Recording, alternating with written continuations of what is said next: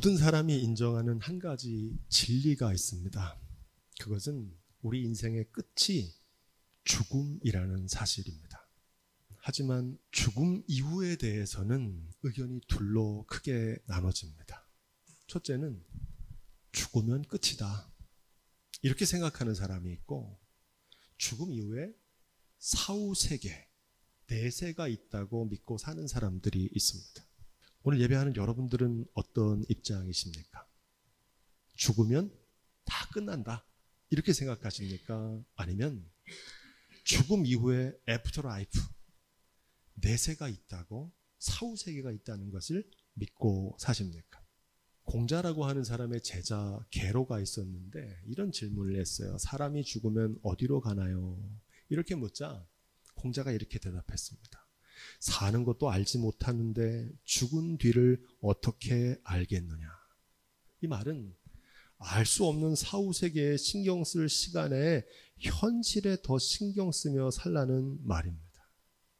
오늘날 대부분의 사람들은 이 공자의 입장을 선택하며 살아갑니다. 이 공자는 세상 나라에 관심이 있는 정치 철학자였어요. 하지만 이와 달리 예수님은 어떻습니까? 세상 나라가 아니라 하나님의 나라, 하나님의 통치, 천국의 복음을 우리에게 가르쳐 주신 줄로 믿습니다. 중요한 것은 미래의 우리의 운명, 내일의 우리의 삶은 오늘 나의 현재의 삶, 오늘 내가 어떤 삶을 선택하고 사나에 따라서 결정된다는 사실입니다. 한마디로 현재와 미래가 연결되고 연속된다는 겁니다. 이 땅의 모든 교회들이 동일하게 고백하는 사도신경의 마지막 구절입니다. 영원히 사는 것을 믿사옵나이다. 아멘. 영생을 믿는다는 말입니다. 이 땅의 삶을 마치고 천국에서 곧 하나님의 통치 아래서 주님과 함께 영원히 사는 것을 믿는다는 고백입니다. 그런데 문제는 기독교인들 가운데도 사도신경으로는 그렇게 입술의 고백을 하지만 정작 믿지 못하고 사는 분들이 많다는 사실입니다. 오늘 우리가 읽은 이 요한계시록은 우리 인생이 끝나는 날, 세상이 끝나는 날에 관한 말씀입니다. 인생과 세상이 끝난 후에 어떤 일이 벌어지는지 증거하고 있습니다. 달리 말하면 그리스도인들의 신앙의 여정을 걸어가는데 그 여정의 마지막 종착역, 최후의 모습은 어떠한지 우리에게 자세히 증거합니다. 영생은 영원하신 하나님의 말씀대로 준행하는 삶이라고 배웠습니다. 그런 의미에서 오늘 말씀은 영생을 추구하며 살았던 사람들의 최종 모습, 영생을 추구하며 살았던 사람들이 마지막에는 어떠한 영생을 누리게 되는지를 증거하는 말씀입니다. 요한계시록은 이 땅의 모든 교회와 성도들에게 주시는 말씀이라고 배웠습니다. 더 정확히 말하면 핍박과 고난을 받는 교회와 성도들에게 주시는 말씀이라고 배웠습니다. 하나님의 말씀대로 우리가 준행하려고 하면 반드시 그 말씀대로 준행하지 못하도록 하는 고난과 핍박이 찾아온다는 겁니다. 요한계시록은 성도들에게 이 고난과 핍박을 만나지만 두려워하지 말라는 겁니다. 주님께서 마침내 의의 최후 승리로 이기게 하실 거라는 겁니다. 그러한 위로와 희망의 메시지를 전하는 책이 바로 요한계시록입니다. 그런 맥락에서 오늘 계시록 21장 7절을 그 뜻을 생각하면서 다시 읽어보겠습니다. 이기는 자는 이것들을 유업으로 얻으리라. 나는 저의 하나님이 되고 그는 내 아들이 되리라. 아멘. 여기서 이기는 자는 누구냐?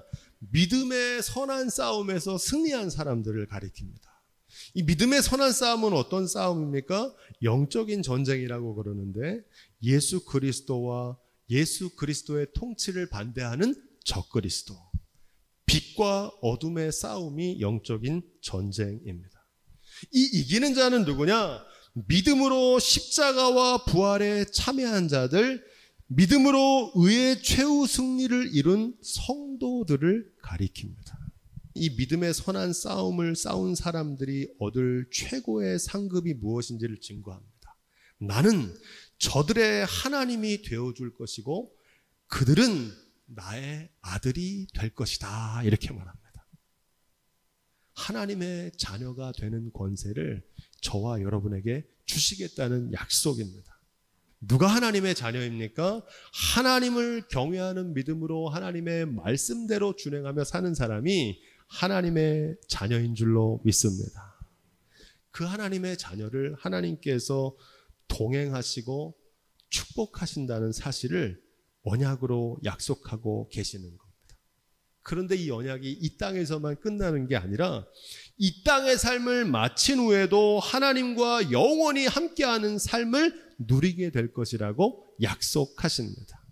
신앙생활의 최고의 경지, 가장 높은 경지를 한마디로 말하면 임마누엘입니다. 무슨 뜻입니까? 하나님이 우리와 함께 하신다는 겁니다.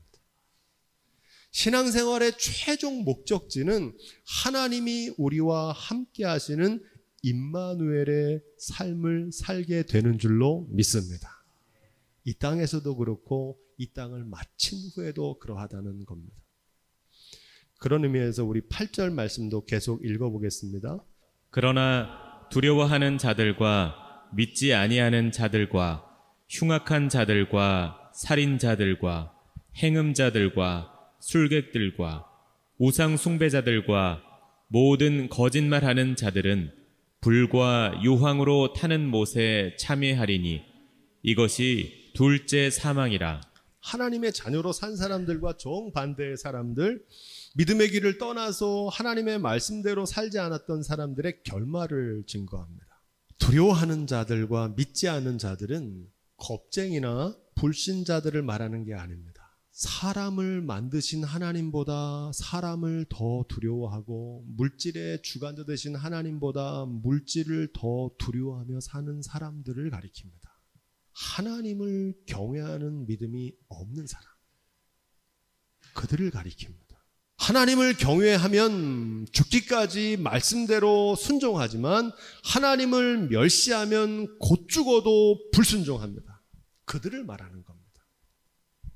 흉악한 자들과 살인자들은 누구입니까? 세상에서 권세를 휘두르는 폭군들을 가리키는 것이 아니라 하늘 무서운 줄 모르고 오만방자하게 살던 교만한 사람들을 가리킵니다.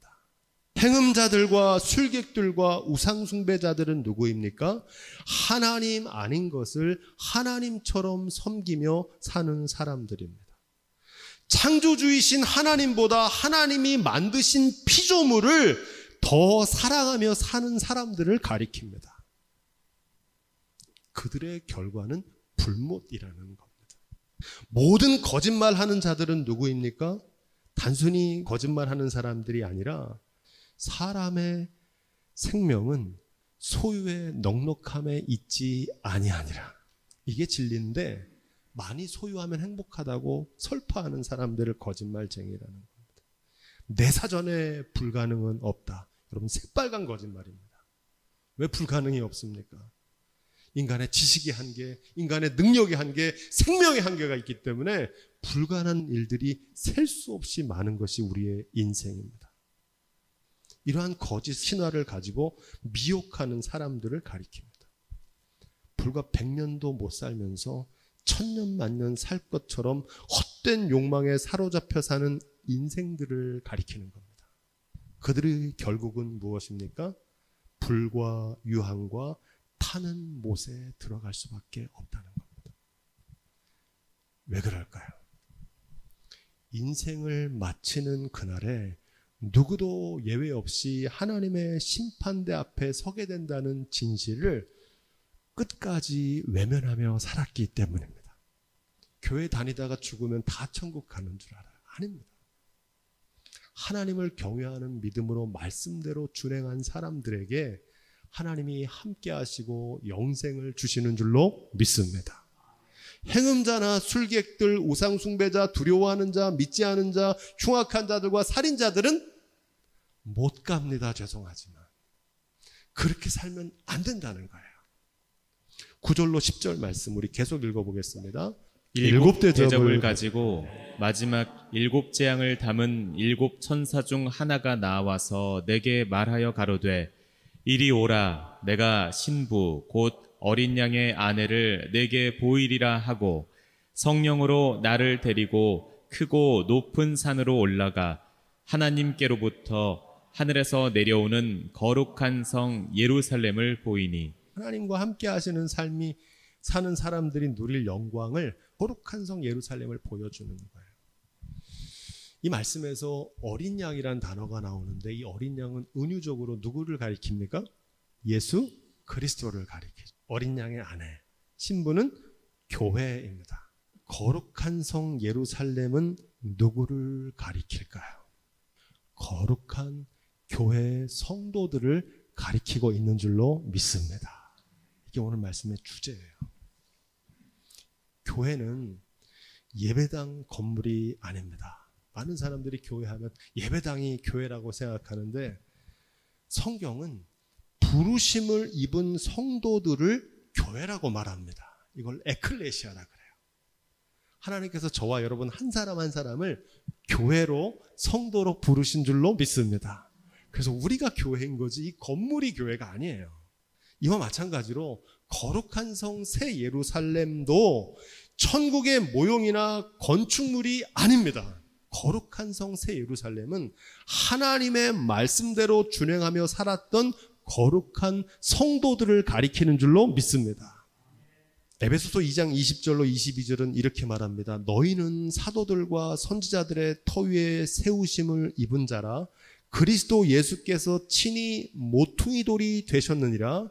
그의 안에서 건물마다 서로 연결하여 주 안에서 성전이 되어가고 너희도 성령 안에서 하나님이 거하실 처소가 되기 위하여 예수 안에서 함께 지어져 가느니라. 아멘.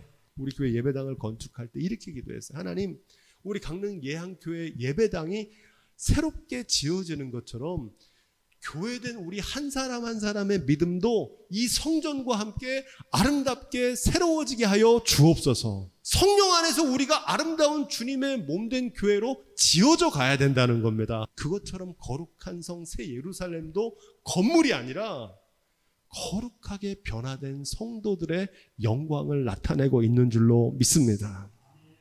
거룩한 성 예루살렘을 어린 양의 신부라고 부릅니다. 한평생을 하나님의 말씀대로 준행하며 예수 그리스도를 쫓아 죽기까지 순종하며 사는 삶을 살았던 참된 그리스도인들을 가리켜서 거룩한 성 새 예루살렘이라고 부르는 겁니다. 11절 말씀. 하나님의 영광이 있음에 그 성의 빛이 지극한 귀한 보석 같고 벽옥과 수정같이 막더라. 많은 사람들이 거룩한 성 새 예루살렘을 눈에 보이는 건물처럼 생각하기 때문에 보석이나 벽옥과 수정으로 아름답게 장식된 건축물이라고 생각합니다. 그래서 이 벽옥이나 수정이 그 새 예루살렘 성전 천국의 건축 자재인 줄 알아요. 여기에는 더 깊은 의미가 있습니다. 이것은 거룩한 성 예루살렘에 가득 찬 하나님의 영광이 무엇인지를 우리에게 증거합니다. 그것은 바로 이 거룩한 성 예루살렘에 거하는 주인공들의 영광입니다. 보석 같은 믿음의 성도들로 가득 찬다는 겁니다. 그들이 지어져서 거룩한 성 새 예루살렘의 영광을 나타낼 것이라는 겁니다. 여러분, 주님의 교회의 진정한 영광은 무엇일까요? 어떤 분들은 유구한 역사, 우리 교회는 120년이 됐다. 여러분, 교회의 오랜 역사가 교회의 영광이 아닙니다. 어떤 교회는 우리는 아름다운 건축물을 가지고 있다. 우리 교회는 파이프 오르간이 있다. 교회의 영광은 화려한 건축물도 아닙니다. 교회에 수많은 군중들이 모이면 그것이 교회의 영광이라고 생각합니다. 오늘 말씀에 비춰보면 교회의 영광은 무엇입니까?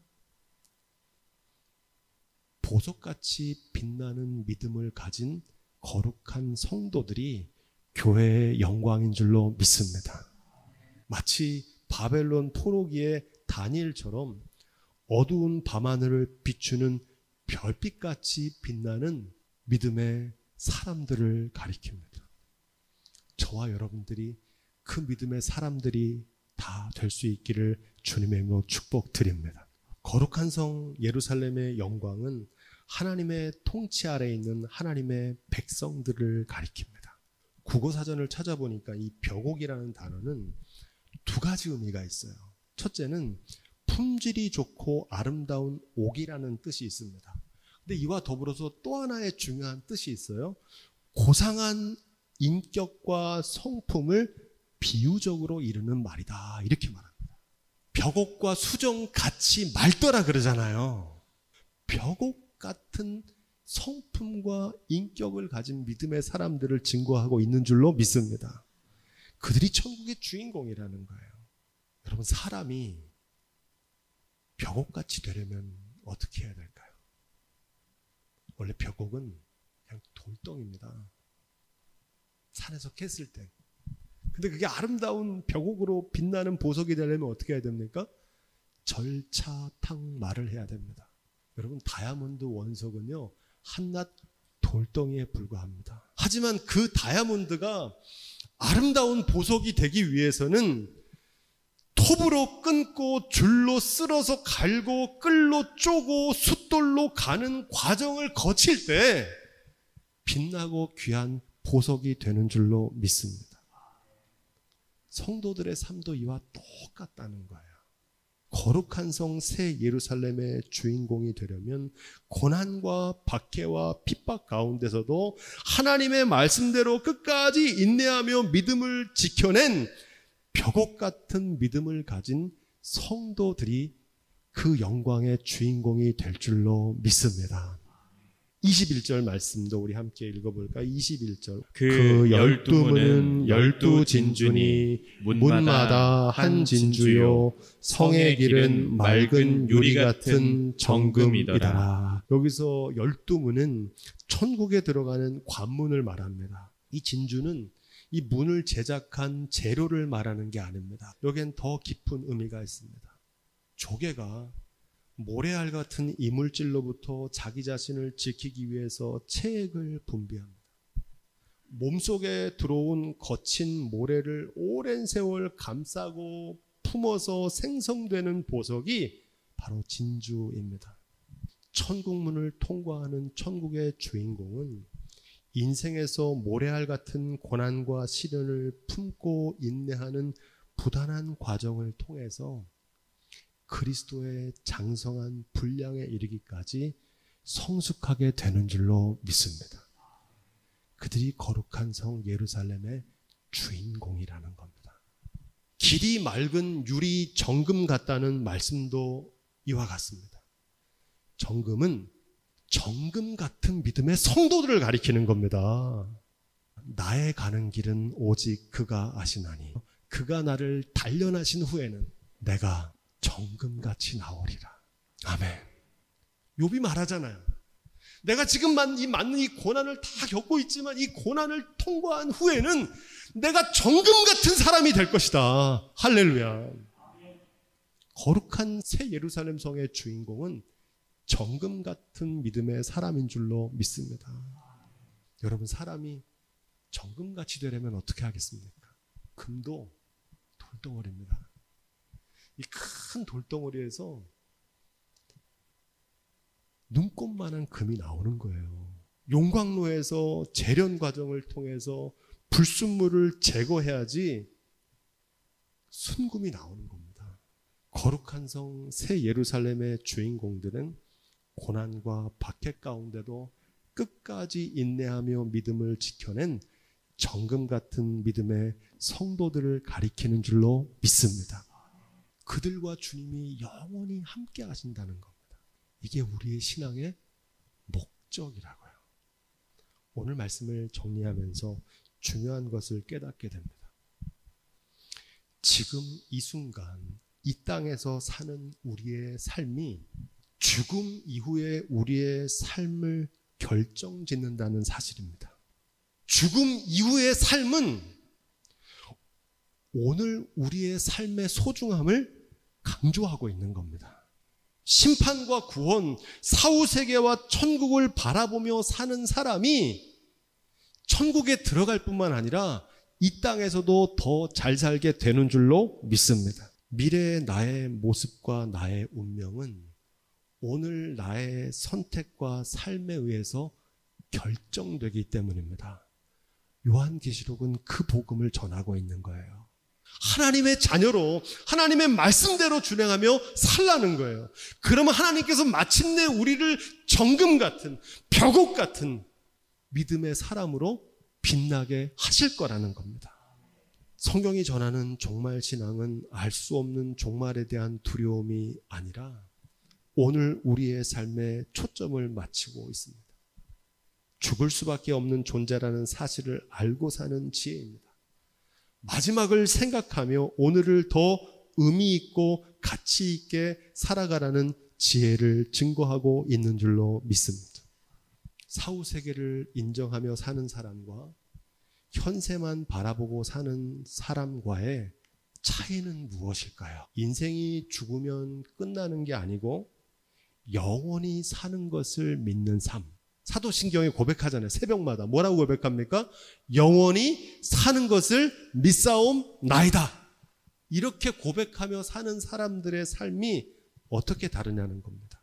오늘 삶에서 만나는 시련에 두려워하지 않고 살 수 있습니다. 할렐루야.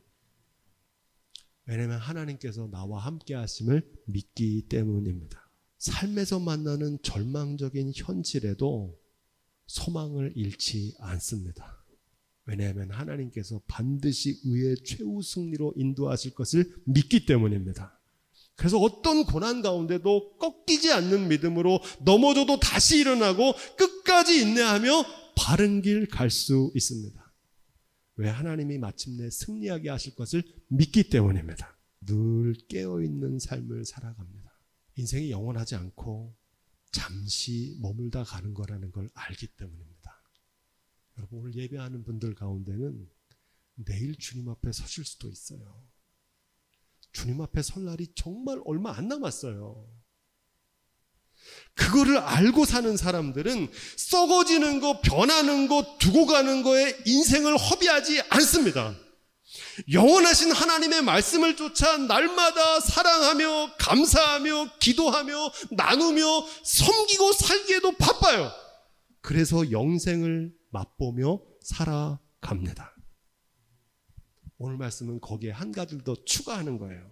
영원히 사는 것을 믿는 사람은 이 땅의 삶을 마친 후에 한 줌의 재로 썩어지는 게 아니라 하나님과 함께 영원히 사는 영생을 얻게 되는 줄로 믿습니다. 오늘 예배하는 저와 여러분들의 삶에 이 복음이 이루어지기를 주님의 이름으로 축복드립니다. 여러분의 삶은 땅만 보고 사는 인생이십니까? 저 높은 곳, 거룩한 성 새 예루살렘의 영광을 바라보며 사시기를 축복드립니다. 혹시 여러분들은 눈앞의 현실에만 급급하고 살고 계십니까? 더 먼 곳을 바라보고 최종 목적지를 알고 사시기를 주님의 이름으로 축복드립니다. 그래서 바라기는 단 한 번의 초대인 우리의 인생이 거룩한 성 새 예루살렘의 주인공처럼 보석처럼 빛나는 인생들이 다 되시기를 주님의 이름으로 축원드립니다.